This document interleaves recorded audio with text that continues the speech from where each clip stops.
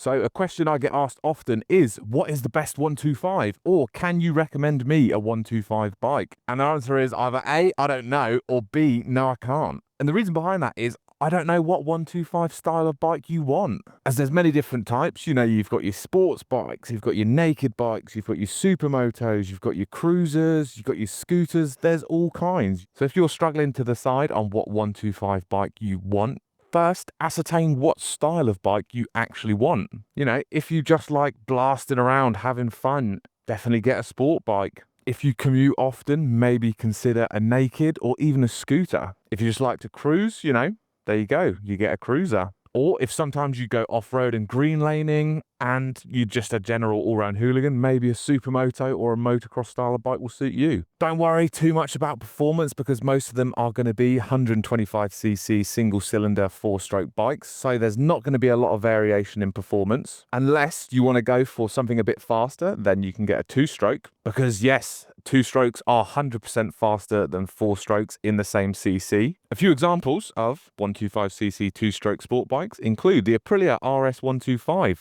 the Honda NSR 125, the Yamaha TZR 125, and the Cagiva Mito 125. But if you still want a sport bike and you don't want the unreliability of a two-stroke, you could go for the YZF R125, the KTM RC 125, the Ninja 125, the CBR 125, or even the Lexmoto LXR 125. And obviously there's plenty of other naked 125s. You've got the MT 125, you've got the Z 125, you've got the CB 125, and you've got the Duke 125.